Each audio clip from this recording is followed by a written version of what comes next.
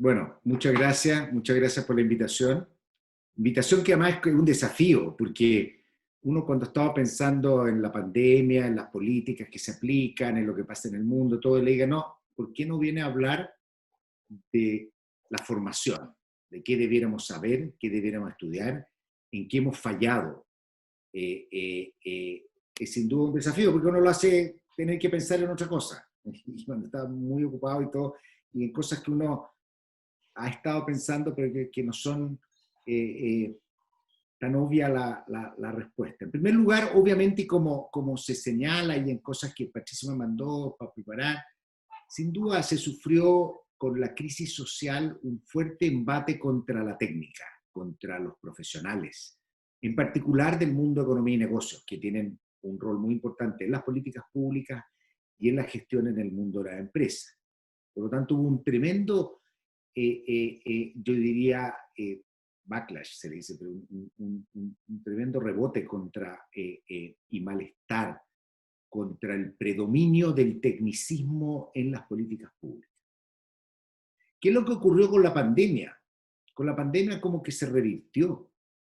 Con la pandemia, en los inicios de la pandemia, nuestra gran necesidad era la de tener buenos infectólogos, ¿no es cierto? Tener buenos gente que entendiera de epidemiología, que entendiera los modelos SIR, que entendiera cómo se transmite esto, y que eso pudiera iluminar las políticas de confinamiento, que obviamente eran indispensables, políticas que son fundamentales, pero que tienen un costo económico muy grande, por lo tanto también hubo una revalorización del rol de la economía en ver cómo podemos superar esta crisis, una crisis que parte como una crisis fundamental de ingresos, que requiere una ayuda del gobierno importante, que eso tiene problemas de implicancias fiscales, implicancias de incentivos, ¿no es cierto? Hoy día en Estados Unidos la renovación de los impuestos al desempleo, de los seguros de desempleo, es un gran tema de debate entre republicanos y demócratas en estos días. Entonces, como que se revaloriza el rol de la técnica.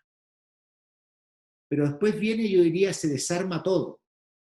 Y lo hemos visto en la discusión del retiro del 10% de las pensiones, que ha tenido de todo menos de técnica, pero parte también hay una responsabilidad de los técnicos, y no quiero eludirla, ¿no es cierto? Y no quiero eludirla porque esta confusión entre técnico y político que yo creo que es lo que confunde y lo que hace daño. Yo creo que hay dos dimensiones, podemos tener las dos, pero yo separaría desde el punto de vista profesional dos dimensiones. Una dimensión técnica. La técnica, ¿qué es lo que dice? Dice cuáles son las implicancias de las políticas que usted va a aplicar. No toma la decisión es política. La decisión responde a juicios de valor. La decisión responde a nuestras preferencias. El gran problema, el gran drama que vivimos nosotros hoy día en este ámbito es esta mezcla. Es que el técnico trata de imponer la solución política. Ahí estamos condenados al desastre. Como también estamos condenados al desastre cuando el político ignora cualquier consideración técnica. ¿No es cierto? Entonces, eso es lo que yo creo que es lo que provoca la colisión. En una sociedad además que está polarizada, tensionada, con redes sociales, donde mucho más que un paper científico vale lo que dice una persona que tenga muchos seguidores en las redes sociales y que lo validan una afirmación sin ninguna demostración seria. Entonces, estamos muy tensionados, yo diría el mundo está bastante tensionado en esto, y obviamente eso tiene implicancias respecto a la formación y respecto de lo que nosotros debemos hacer. Yo creo que hay sin lugar a dudas, ha cambiado. No han cambiado los esquemas básicos, yo diría, de abordar los problemas. Lo que ha cambiado, yo diría, es la evidencia que tenemos y también lo que requiere un grado de humildad porque sabemos mucho menos de lo que pensábamos. O sea, yo creo que en el corazón de la crítica al tecnócrata, ya sea en el mundo privado, de la gestión o en el mundo público, es esta sensación de que tiene la solución de política pública. La solución de política pública la tienen que tomar los políticos, la tiene que tomar la sociedad, la tiene que tomar en un contexto democrático, de acuerdo a preferencias, pero bien informada. Y ahí es donde viene la información técnica, donde uno le tiene que decir, retirar los fondos de la AFP del 10% no es el colapso nacional, tiene costo, tiene beneficio. ¿Cómo los pondera uno? ¿Cómo lo decide? Tiene que ser el mundo político, pero bien informado. O sea, por ejemplo, va a ser una cosa para hablar de este tema que me ha tenido ocupado. Por ejemplo, retirar los fondos, que son fondos que no pagan impuestos, libres de impuestos, genera un problema de incentivo enorme, porque genera que a todo el mundo tenga incentivo a sacar, y nosotros lo que queremos es ayudar a quienes han tenido problemas. Pero el retiro indiscriminado, ¿no es cierto? Obviamente más allá de los problemas financieros que pueda tener y el deterioro que tiene sobre las pensiones, no es el propósito. Además, una cosa que comentaba poco antes de llegar acá, además, quienes efectivamente hayan perdido el empleo y quienes tengan problemas de ingreso no van a tener problemas tributarios para el retiro. El que va a tener problemas tributarios para el retiro soy yo, que no voy a retirar, les digo de partida, bajo ningún punto de vista, y no lo hago por razones éticas. Lo hago porque cuando estoy envuelto en las discusiones públicas no me gusta involucrarme con mis decisiones personales, así de simple. Pero a mí me van a dar un beneficio tributario lo más injusto que hay. Entonces, esa es la parte que nosotros tenemos que aprender a ilustrar y que yo creo que en cierta medida en estas peleas del último tiempo estamos perdiendo la capacidad de ilustrar. Entonces eso yo creo que es un elemento bien importante, como decía el otro día, lo que los economistas hacen, lo que en el mundo de la empresa se tiene que hacer. Uno lo que entrega son las restricciones. Uno lo que entrega son el esquema conceptual de entender el problema. La decisión final es una decisión que se toma con condiciones políticas o con juicio empresarial. No es mecánico. Y ahí es, creo, exactamente donde está el conflicto. Porque, entre otras cosas, la técnica no sustituye el criterio. La técnica no sustituye el mirar más a largo plazo las consecuencias que va a tener. Y eso, obviamente, esa es la confusión que yo creo que a la gente le molestó. Yo normalmente digo, me gusta decir, sí, es que hay que distinguir entre un tecnócrata puro y un académico. El tecnócrata puro es el que repite la receta que aprendió como la solución final. Lo que los académicos, tecnócratas en cierta medida por manejar la técnica, ¿no es cierto?, debemos aportar el abanico de soluciones. Y tenemos que ayudar en el diseño de las soluciones. Eso es importante. Segunda cosa, se me preguntaba, y de los intereses que hay, ¿qué debemos enseñar y qué debemos hacer? Yo creo que hay un montón de cosas que nos están faltando. Yo primero soy súper crítico de nuestro sistema universitario, yo creo que nuestras carreras deberían ser más cortas y más flexibles. Hay cosas básicas que hay que saber, pero no tantas básicas. Cuando yo digo llegamos al cuarto curso de econometría, yo creo que no es necesario. Pero básicamente nosotros lo llenamos porque tenemos obligación de hacer carreras de 5 años. Porque la administración pública exige para ser profesional 5 años. Es un absurdo. Es un absurdo. Además, un país pobre tiene más años que los países ricos. Nosotros deberíamos tener una cosa bastante más flexible, pero es un tema de cómo yo veo la universidad, la veo muy distinta. Obviamente, como decano y dentro de la Universidad de Chile me he dado cuenta de lo que decía una vez Larry Summers, que fue rector de la Universidad de Harvard, cuando decía, mire, cambiar un programa de estudios, cambiar un programa de una carrera, es más difícil que mover una catedral de ciudad. O sea, ustedes lo tienen que haber vivido, las peleas, los conflictos que hay, es bastante complejo. Pero yo creo que deberíamos ir a un camino más flexible. Y obviamente hay cosas centrales que tenemos que entender. Tenemos que saber de ética. Pero yo creo que eso no es solo un curso de ética. Yo creo que nosotros tenemos un problema de ética y confianza nacional muy grande, de desconfianza. A mí una cosa que me alegra, y tengo bastante conflicto con mis colegas, de la enseñanza online, es que uno tiene que confiar mucho más en los estudiantes. Y yo le digo a los estudiantes, no nos fallen, porque yo hago pruebas cortas, pero hago pruebas online sin ninguna restricción. Y el alumno que quiere tener por razones de privacidad su cámara apagada, la tiene apagada. O sea, no es obligación mía. Pero ahí tenemos, yo creo que en el tema de la ética tenemos un conflicto grande. Yo siempre le digo a mis estudiantes, me sorprende cuando yo converso con mis amigos de otros países, el nivel de copia que hay en la Universidad de Chile. Y yo le digo lo mismo, no podemos hablar de equidad, de justicia social, si nosotros estamos haciendo trampa a los compañeros que estudian y que no copian. Tenemos un problema bien grave, o sea que es súper complicado cómo hacerlo. Parte de esto es problema nuestro también. Yo quiero decir una cosa, yo estudié ingeniería en la Universidad de Chile en Bochef en la época que entrábamos 800 y salían 200. ¿No es cierto? En los años 70, era atroz, era espantoso. Y las pruebas se hacían tan difícil que la nota máxima era un 4,3. Obviamente en ese nivel de pánico, lo que uno está haciendo es decirle al estudiante, si quieres salvarte, haz lo que puedas. O sea, también hay una responsabilidad nuestra en saber dimensionar qué le podemos exigir a nuestros estudiantes. En la falta de transparencia, en universidades donde no se conocen los resultados de los exámenes de grado, donde los profesores hacen pruebas, ponen notas. O sea, yo tengo como costumbre, el primer día que empecé a enseñar de vuelta en mi doctorado, es que todas mis pruebas, en cuanto terminan, se publica una pauta de cuál es la respuesta correcta. O sea, me parecería, es como insólito que en muchas partes no existe una respuesta. Entonces, obviamente nosotros también generamos un sistema de incentivos que no llama a la colaboración. Pero yo creo, y en eso creo que en materia económica no hay mucha discusión de lo que tenemos que estudiar. Yo diría que no hay mucha discusión. Uno lo puede ver, la economía neoclásica en su sentido más amplio, uno lo puede ver desde ¿no es cierto?, pensadores como Piketty hasta gente de la Universidad de Chicago, el esquema es el mismo, pero los temas, la profundidad, la evidencia y los juicios de valor son distintos, ¿no es cierto?, la manera en que nosotros vamos interpretando. Ahora, la única cosa que yo siempre exijo es la excelencia académica. Eso es el único criterio. A mí me da exactamente lo mismo. Muchas veces los estudiantes me dicen, profesor, queremos hacer un curso de economía, el éxito de la economía venezolana, para poner una cosa así. No preparé el nombre antes. Yo no tengo ningún problema, les digo yo. A mí primero me traen el currículum del profesor. Y yo lo voy a ver a Google Scholar. Y voy a ver quién es. O sea, lo único que yo exijo es excelencia. Y ese es un problema que tenemos nosotros.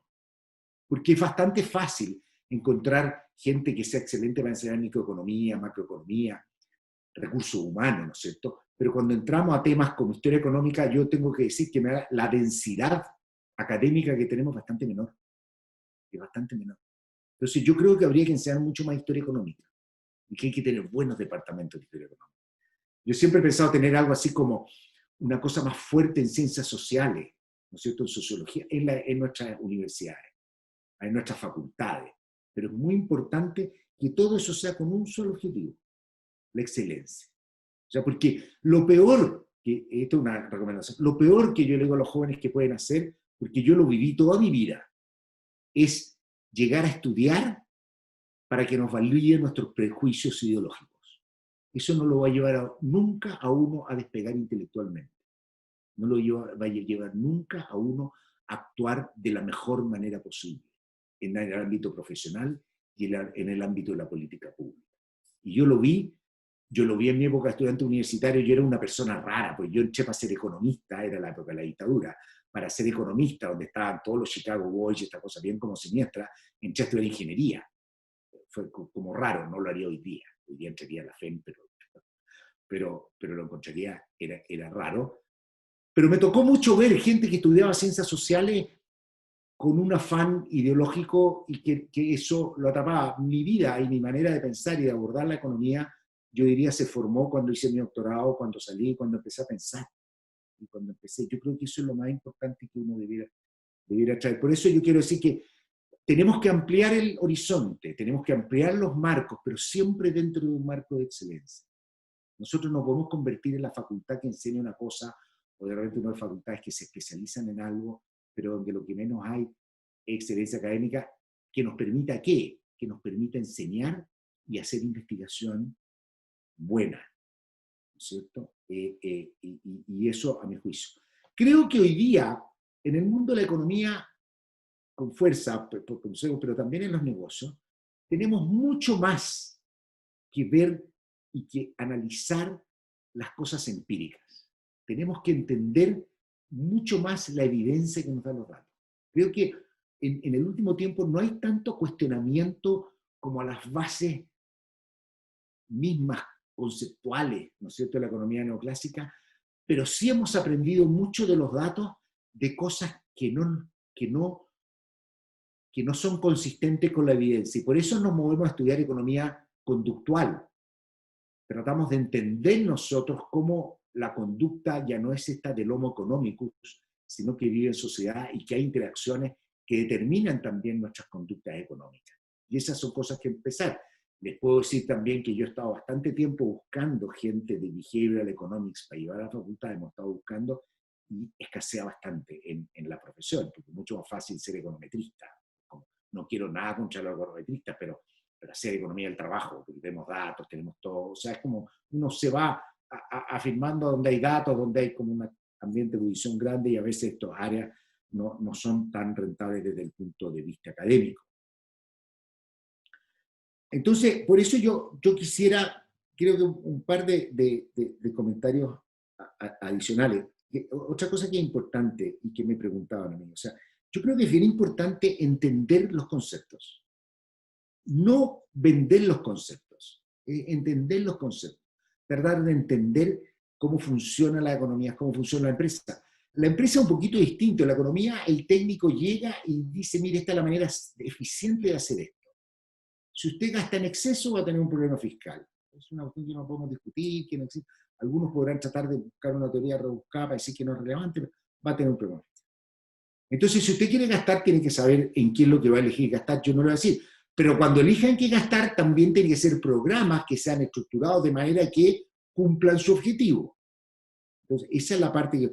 En el mundo de la empresa, si uno lo minimiza al máximo, uno diría, tal vez hace 30, 50 años atrás, uno decía, lo único importante es ver cómo optimizar para maximizar el retorno. Pero ¿qué es lo que hemos aprendido nosotros? Yo diría, no desde la crisis social, es algo que venimos aprendiendo desde la salida de la crisis financiera hace 2 años, con los temas de desigualdad, con los temas de desafección, con los temas de productividad. Nosotros hemos aprendido que no basta con decir maximizar el retorno, sino que uno tiene que pensar en la sostenibilidad de mediano plazo. Uno tiene que pensar en el bienestar de los trabajadores que hace con uno. Que eso muchas veces lleva a no aspirar una negociación al máximo, ¿no es cierto? Tampoco significa gastar lo que uno no tiene. Pero esa es la parte que uno tiene, y por eso yo creo que lo más importante que nosotros tenemos que hacer, y con esto un comentario más, lo más importante que nosotros tenemos que hacer es enseñar a tomar decisiones, es entregar las herramientas para la toma de decisiones y para actuar además en la toma de decisiones con la humildad necesaria de saber dónde están los límites de lo que nosotros podemos afirmar con grados de certidumbre. Y como decía al principio, que tenía una cosa que es tremendamente importante en todo este ámbito, es la evidencia. Tanto a nivel de la empresa, tanto a nivel de un negocio. Hoy día, con el tema de los Big Data y con todo, tenemos muchísima más evidencia, aprendemos mucho más, sabemos mucho más. Y esto me lleva a una cosa que es importante para nuestros estudiantes. Cuando me preguntaban cuánta matemática deberían saber, por lo menos tienen que saber suficiente estadística para distinguir un tema, una correlación de una relación causal. Tienen que tener suficiente conocimiento de la estadística, y además hay muchos economistas que parece que no tuvieran. Hay que saber mucho más de la economía, de estadística, para saber que las decisiones y las propuestas que hacemos y los números que calculamos tienen intervalos de confianza. A mí siempre me causa gracia cuando habían autoridades en el pasado que decían, esta reforma va a hacer que Chile crezca 2,3 puntos más. Yo decía, lo primero que debería decir cualquier científico es que tiene una desviación estándar muy grande. El otro día estaba Ivan Berning en estos seminarios que hacemos con MIT en la FEM, un profesor de MIT, que nos mostraba unos modelos epidemiológicos, ¿no es cierto?, de cómo abrir la economía y cómo hacer las cuarentenas y su impacto económico. Y él decía, yo lo que les voy a mostrar a ustedes es simplemente la curva de los trade-off. La decisión no la tomo yo. Yo creo que eso me pareció más como de una humildad intelectual muy importante. Pero para eso hay que entender. Y para eso yo creo que es bien importante en nuestra profesión, ya sea en el mundo de los negocios, ya sea en el mundo de la economía, en las políticas públicas, tener un background básico en conocimientos analíticos, diríamos, ¿cierto? Estadísticas, matemáticas, para poder entender modelos, dependiendo de lo que uno quiera hacer, ¿no es cierto? Pero para entender, y porque al final estos son lenguajes y formas que nos permiten comunicarnos y que nos permiten presentar de manera adecuada las cosas que conocemos, las cosas que sabemos. Voy a quedar hasta aquí porque yo creo que lo demás va a empezar a divagar en cosas que no he pensado mucho. Bueno, gracias José. Mira, bueno, tenemos varias preguntas que nos habían llegado desde antes, ya están varias colgadas también en el chat y también en el YouTube. Y entonces empiezo por algunas que se plantearon antes del día de hoy. La primera es, por ejemplo, hay una cierta perspectiva de carreras como administración pública, contador auditor, ingeniería comercial, a veces se enseña la economía en toda esa batería de carreras como de la misma forma. Y hay una pregunta concreta, es cómo enseñar economía para la gente que estudia administración, porque claramente pareciera ser que no es lo mismo cuando estamos frente a ingeniería comercial, auditoría, y hay a veces una cierta sensación de que como que siempre se enseña en una forma equivalente. Entonces esa es una primera pregunta ¿qué te parece a ti? Voy a juntarte dos, tres preguntas y de ahí seguimos con otra. Después, otra pregunta tiene que ver con cómo serían las cajas de herramientas que se necesitarían hoy día para justamente formar ingenieros comerciales, administradores públicos, administradores de negocios internacionales, en una condición donde sabemos que la automatización, sabemos que la economía digital, la inteligencia artificial van a jugar un rol muy importante en el futuro. Y ya de hecho lo estamos viendo en la banca, donde antes muchos ingenieros comerciales o contadores, auditores tenían un trabajo relativamente importante y hoy día están siendo reemplazadas justamente por la inteligencia artificial. Entonces también ahí hay una preocupación en ese sentido, una pregunta. Y una última pregunta es, de alguna manera lo respondiste, pero quizás un poco profundizando, ¿qué rol juega para ti la investigación en la formación de los profesionales del área de la economía y los negocios? Esas tres como para iniciar.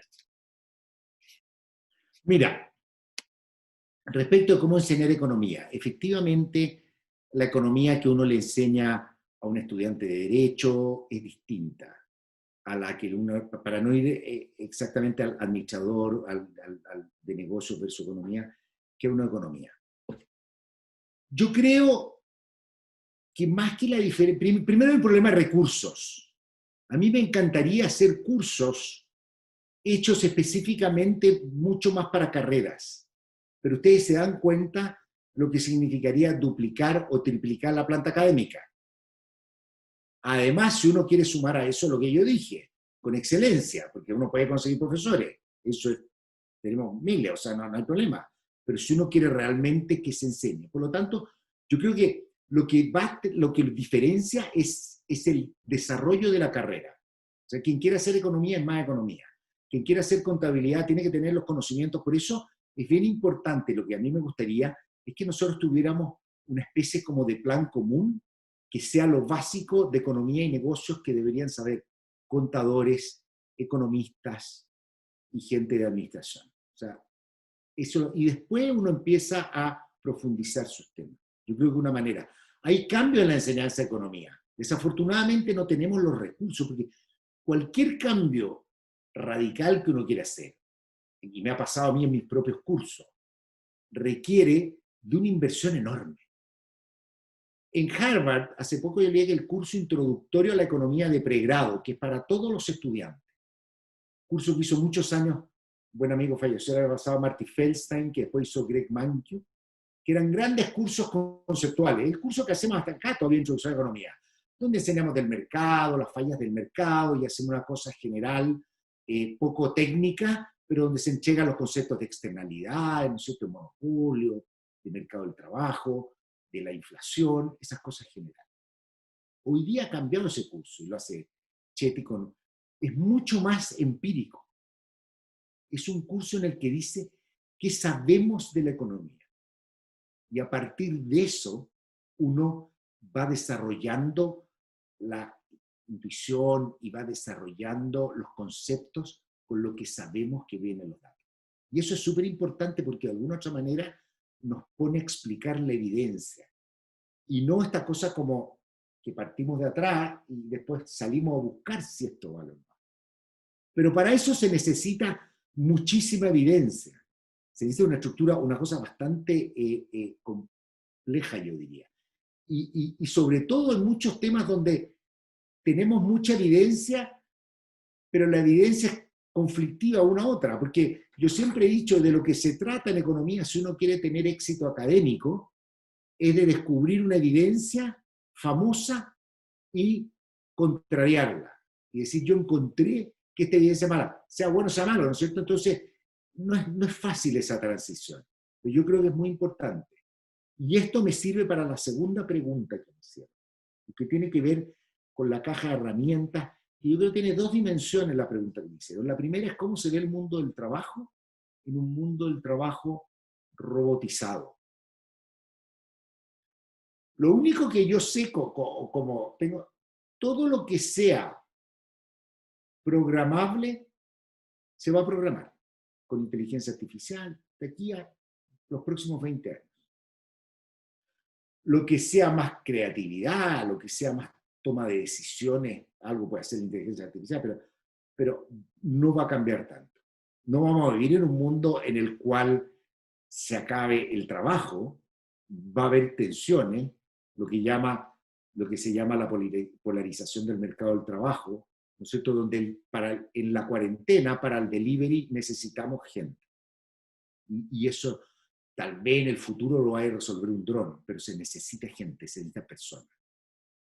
Pero hay todo, y como decía, en el mundo financiero hay todo un ámbito, y esto es lo que se llama la polarización, que esos trabajos de clase media, rutinarios que requerían de capacidades, pero relativamente rutinarios, pueden hoy día programarse. Incluso decisiones de inversión. Entonces eso genera una gran tensión en la formación. Yo creo que en el mundo de los negocios, en el mundo de la economía, en el mundo de la política pública, tenemos que profundizar mucho los temas de análisis de datos. Yo creo que si algo es importante entender, es todo lo que tiene y lo que nos entrega las tecnologías de información, desde el punto de vista de datos, de procesamiento de datos, de uso de datos en nuestra toma de decisiones, ¿no es cierto? Como también todo lo que significa en el mundo de los negocios hoy día, y lo hemos visto, una cosa que a mí me obsesiona hace mucho tiempo, pero lo hemos visto ahora, es la interacción a través de Internet con las personas. Por eso yo creo que la cosa tecnológica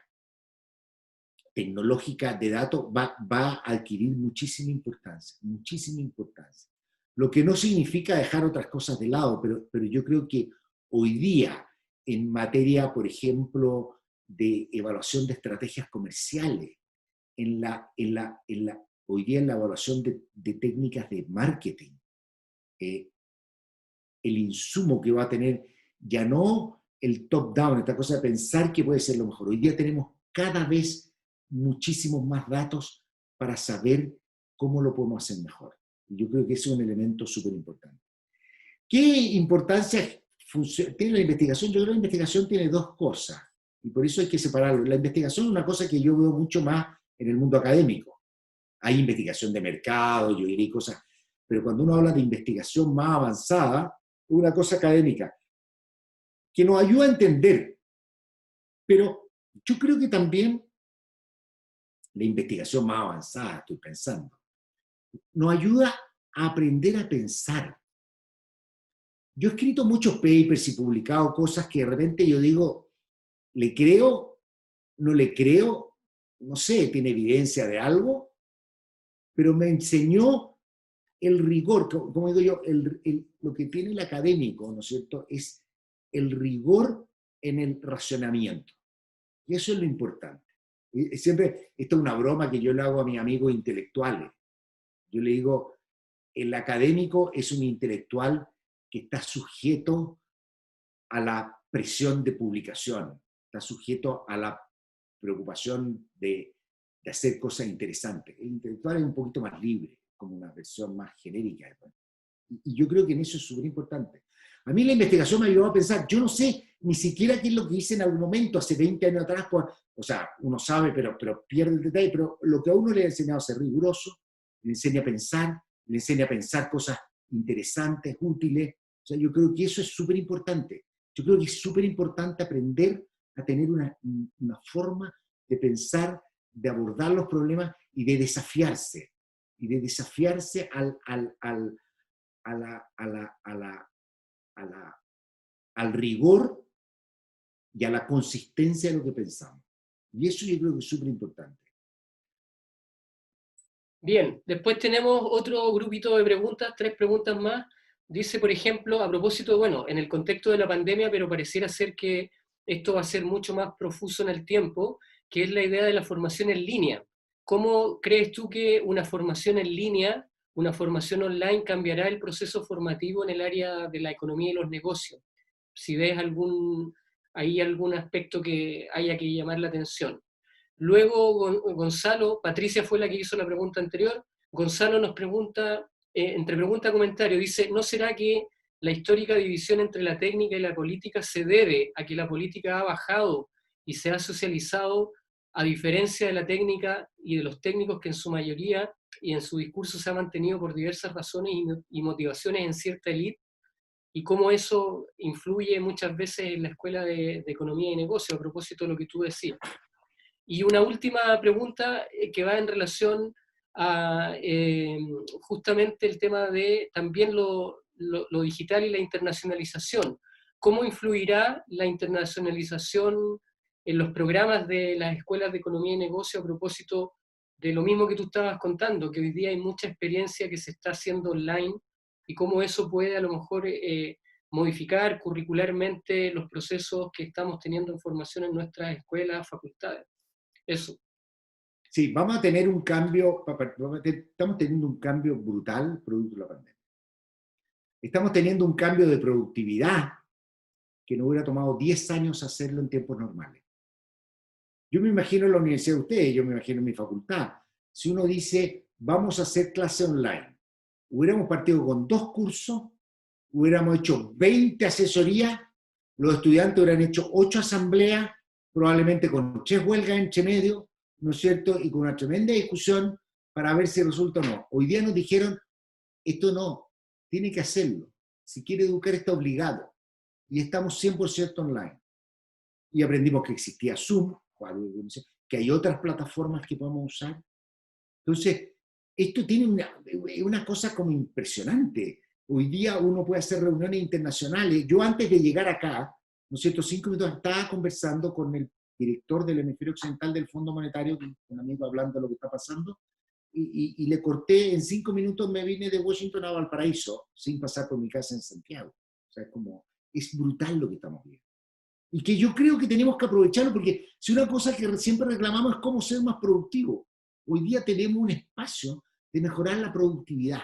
Ahora, obviamente, de nuevo, con este labor market polarization, porque hay muchos trabajos que se pueden hacer de forma remota, se pueden hacer mejor, podemos explotarlo mejor, la educación universitaria puede mejorar, pero hay otros que no. Y esto genera polarización y obviamente un desafío muy importante de política pública. De hecho, a raíz de esto es que empezó una discusión en el mundo económico internacional, neoclásico, sobre la creación de y se han hecho experimentos incluso, de la creación de un ingreso único, universal, para toda la gente. Que cambiamos la política fiscal. Y lo que hacemos ahora es darle una mesada a todos los ciudadanos. Ese es como el caso extremo. Y a todos, para no empezar a decir, si pasas de esta categoría, a todos. Uno después ve como a todos los ciudadanos. Tiene un poco de filtro, pero es una cosa súper interesante que tenemos que pensar, de nuevo, sacando un poquito la cosa ideológica, porque tiene un peso fiscal brutal, pero son cosas que tenemos que pensar. ¿Qué pasa con los incentivos? Aparentemente la evidencia dice que no los deteriora, como uno podría pensar. Dice, la gente ahora va a vivir de mesada y no busca trabajo. No es así. Por lo tanto, es bien interesante. Pero para ir un poquito más al tema que me preguntan sobre la formación online, esto va a cambiar mucho. Primero, va a provocar mucha tensión, porque uno va a poder estudiar en una buena universidad, digamos dentro de Chile, sin necesidad de pasar todo el año viviendo fuera. Uno podría tener programas en los cuales va a estar menos tiempo, lo cual le hace más fácil la vida y lo cual hace una posibilidad. Como me decía el otro día un colega, ya no tenemos restricciones de sala, me decía. No tenemos restricciones de sala, de infraestructura. Es como bien brutal. Y esto va a generar mucha tensión y movimiento entre universidades. Obviamente no es una cosa que va a pasar de un día a otro y nos tenemos que adaptar. Yo creo que tenemos que aprovechar lo que hemos aprendido online, tenemos que mejorarlo, sabemos que lo podemos hacer. El año pasado, yo como ejemplo, yo siempre tenía ganas de hacer clases grabadas.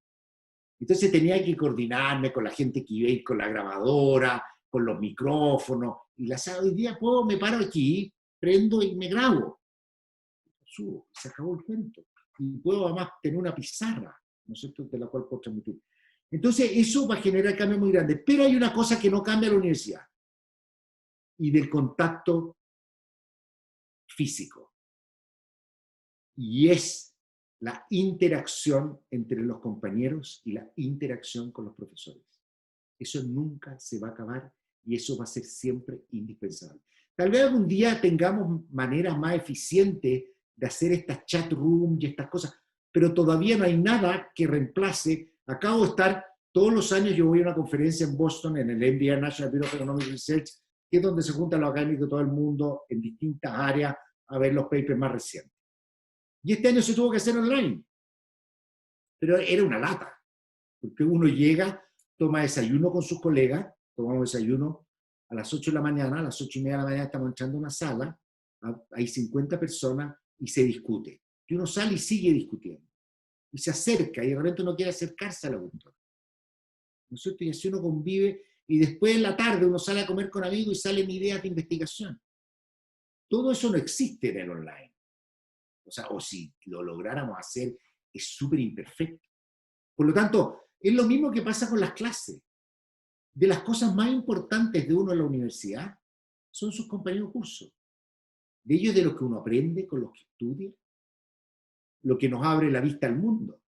Entonces, eso no podemos nunca reemplazarlo. Por eso yo creo que vamos a tener que, debiéramos ir mucho más a estos sistemas de clase eficiente online, en el sentido que uno graba una cápsula de 20 minutos, ¿no es cierto?, con el contenido formal y después genera una discusión. Eso yo creo que puede ser muy eficiente.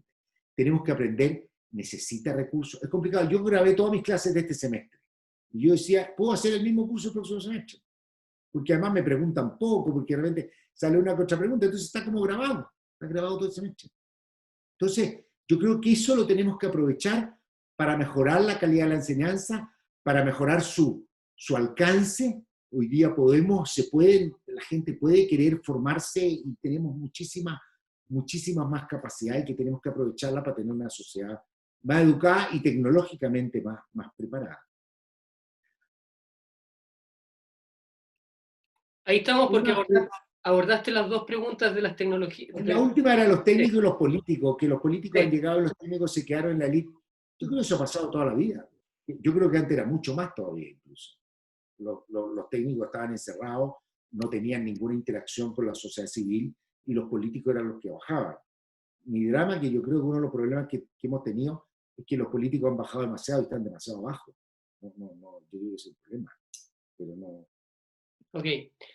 Bueno, ya otro grupo de preguntas. Una tiene que ver con, se aprecia muchas veces que la formación que reciben las escuelas de economía y negocio está mucho más orientada a lo que ya fue, a lo que ya pasó, y a veces se destina muy poco tiempo a formar en gestión, en administración, en economía, en marketing, sobre lo que viene.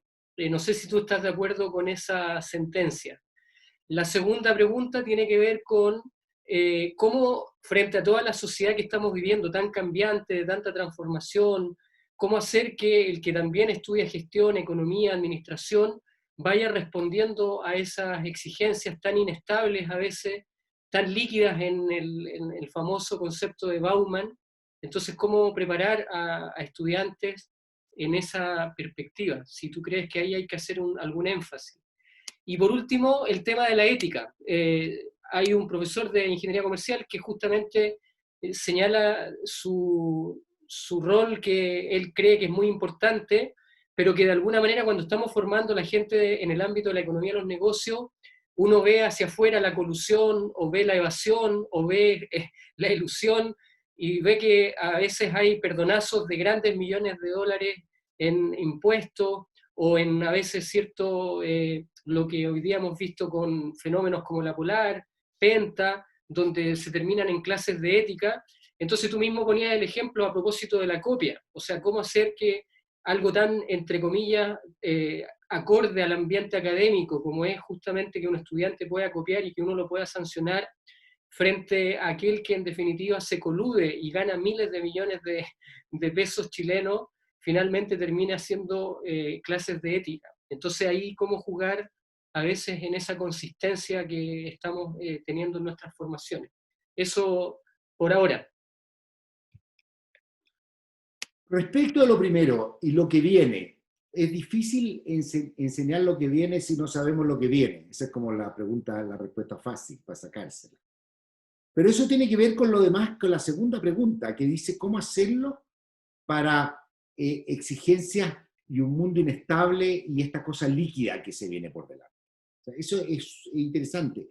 Y eso es precisamente lo que decía yo al principio. Uno no tiene que enseñar recetas, uno tiene que enseñar a pensar, a tomar decisiones. Obviamente entrega técnicas, ¿no es cierto? Entrega técnicas. En finanzas, uno le enseña el value at risk, ¿no es cierto? Y le enseña cosas que son técnicas que sirven para tomar decisiones.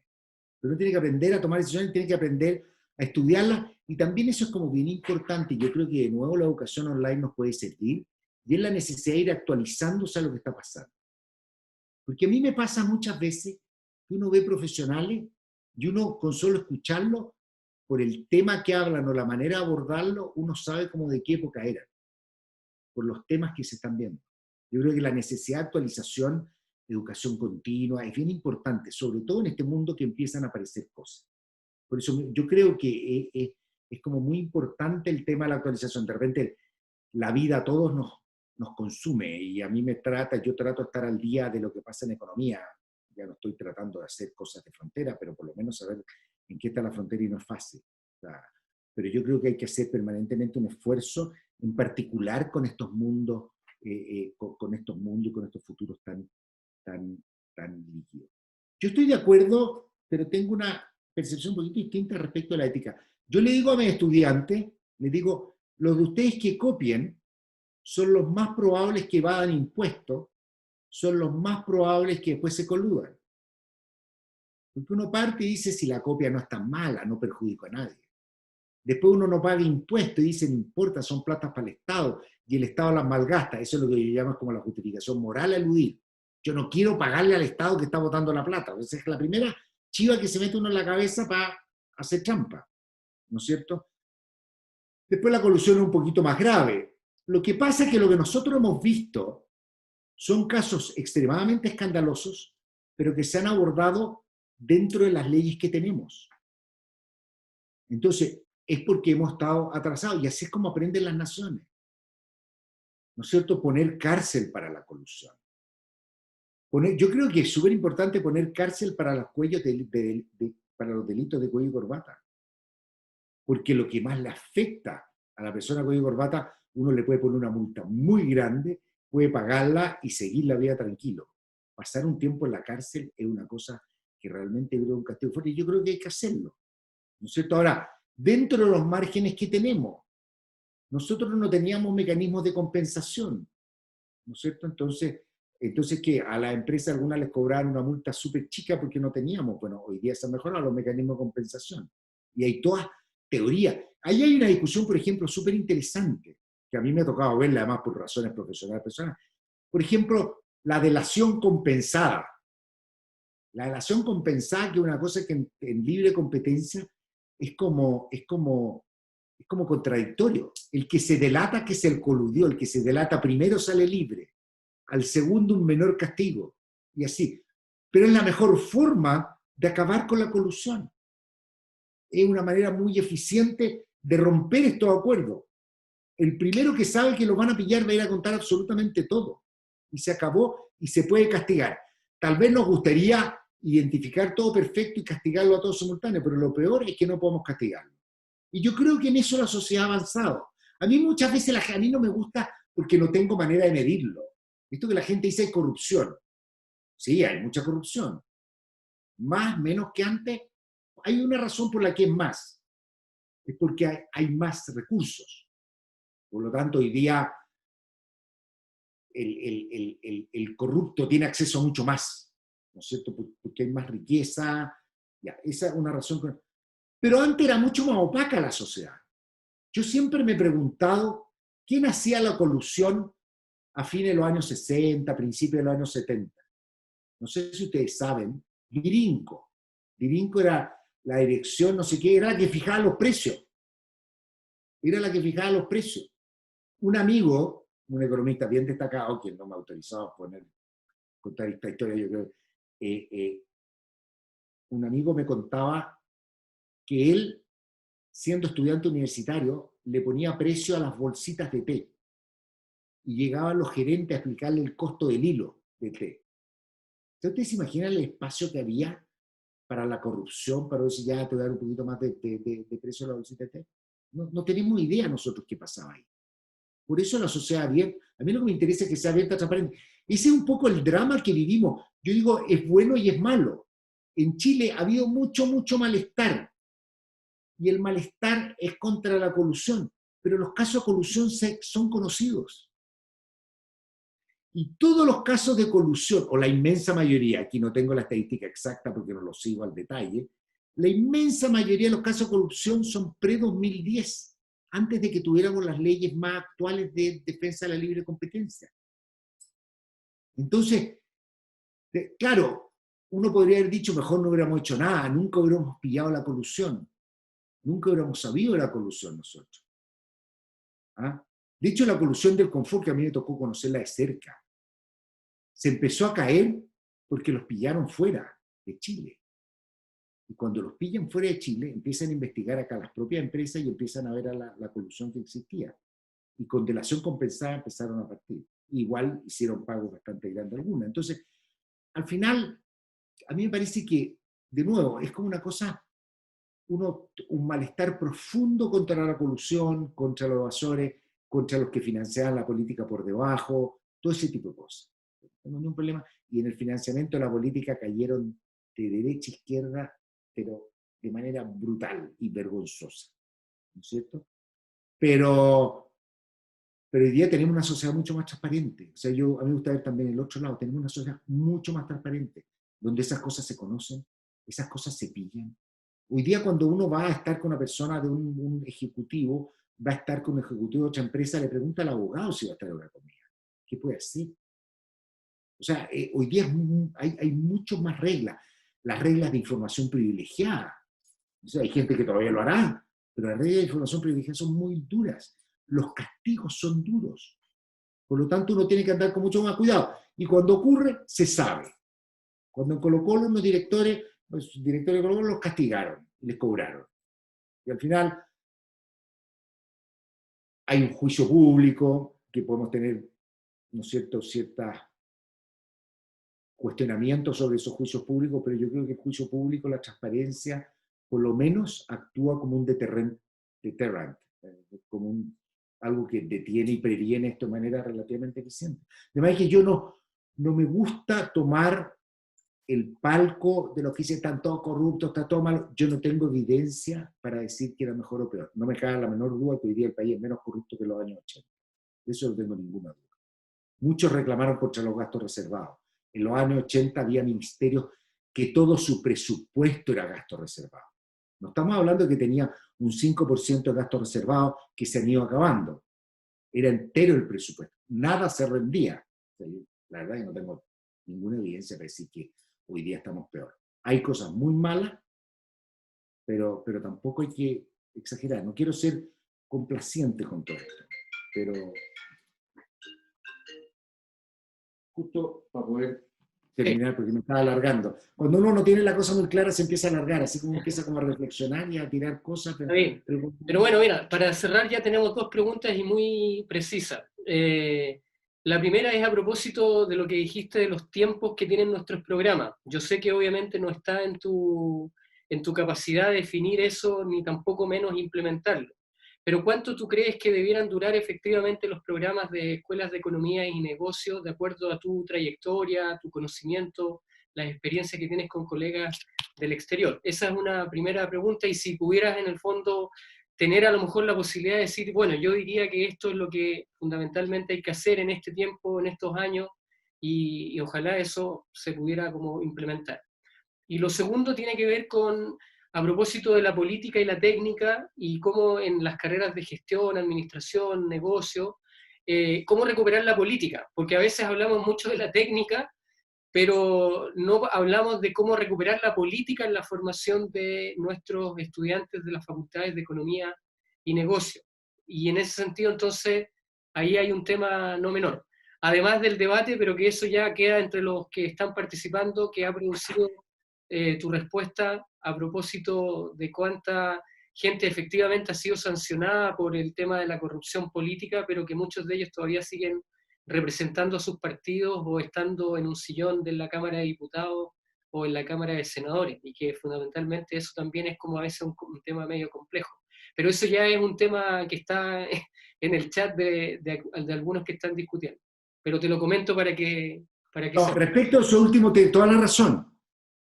Lo de la política fue escandaloso, cómo terminó la política y la corrupción de la política.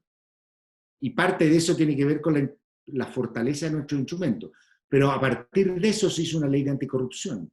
¿Mm? Y las leyes anticorrupción hoy día nos aseguran que eso no se repita.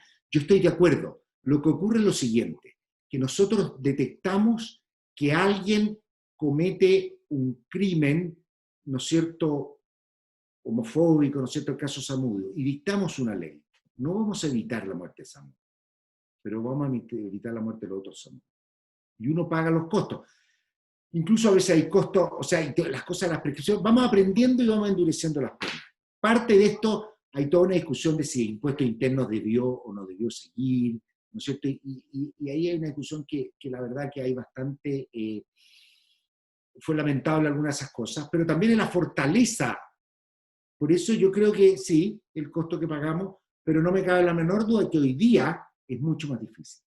Hoy día alguien va a pedir plata por debajo para una campaña, yo creo que es mucho más difícil que le den. ¿No es cierto? No es porque no lo van a perder. O sea, eso a mí me interesa que pase para adelante. Los costos, hay cosas lamentables, hay políticos que no deberían seguir, ¿no es cierto? Y que yo creo que no van a seguir, pero tiene que ver además con cómo recuperar la política. Yo creo que la política está súper dañada, pero parte importante eso tiene que ver con cómo diseñamos el sistema de instituciones de premio y castigo. Y cuando tenemos un país hiperpresidencial, ¿no es cierto?, donde el presidente no tiene mayoría en el Congreso, donde tenemos, entre otras cosas, en un país como Chile, voto voluntario, que además eso lo hace ser medio clasista, lo de la voluntariedad, tenemos problemas súper complicados. Y eso yo creo que habría que corregir. La primera pregunta que me hiciste fue cómo es que yo tengo otro modelo de universidad, pero no podría hacerlo, porque ahí sí que habría revolución y separarían todos ahí la universidad hervirían, porque pero yo soy muy sencillo, mira, yo esto lo aprendí, y lo dije una vez, y me critican. Primero yo haría muy sencillo, las carreras no tienen por qué durar más de 4 años. Yo he preguntado, salvo medicina, para que no se equivoquen, dónde está el páncreas y una cosa así, porque eso hay que hacerlo estudiar un poquito más. Pero abogados, todas las carreras tienen que durar 4 años. Si alguien quiere especializarse más, puede tomar un magíster de 1 o 2 años. Ni un problema. Y vamos a tener la gente, pero para eso lo primero que tenemos que hacer es cambiar una ley del sector público que reconozcan las profesiones de 4 años. Eso es lo primero. Segundo, es que aquí es donde yo me pongo radical. Yo haría que todas, a mí me gusta mucho el sistema americano de Estados Unidos, de bachillerato. Pero nosotros no podemos darnos el lujo un 4 años de bachillerato, o sea, además los bachilleratos tan largos, también si no hay excelencia, son formaciones súper malas. Entonces, ¿qué haría yo? Le voy a decir lo que haría, no me estoy candidateando a nada porque la probabilidad de hacerlo es 0, porque se me vendrían rectores, decanos, profesores. Entonces, yo haría 2 ciclos. Un ciclo de formación básica, 2 años, tipo bachillerato. Y uno le den un diploma, no le pueden dar un bachiller, porque un bachiller no se puede dar con 2 años. Tú le das diploma en ciencias de la salud, en ciencias sociales, bachillerato. Nada más, 2 años. Gratuito para todos. Porque es bastante fácil. Porque no son 5 años que vamos a estar financiando. Gratuito para todos. Ahí no tengo, yo soy bien contrario a esta gratuidad universal de 5 años, pero todo eso que todo. Después de esos 2 años, hacemos un nuevo proceso de selección. Y alguien que estudió en una universidad que no era tan buena, porque no tenía tan buena formación de cuando salió y dio la prueba de aptitud, desplegó su potencial en esta carrera y tenemos un nuevo proceso de ingreso. Es loco lo que estoy diciendo. Y ahí uno estudia 2 años una especialización en una carrera. Nada más. Y ahí es pagada.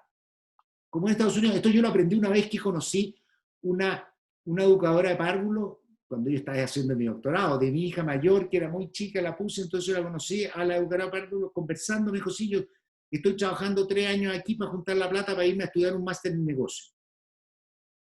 O sea, además daría esa posibilidad, que los jóvenes salgan al mundo del trabajo, que vean, que vuelvan. O sea, en Chile tenemos una rareza.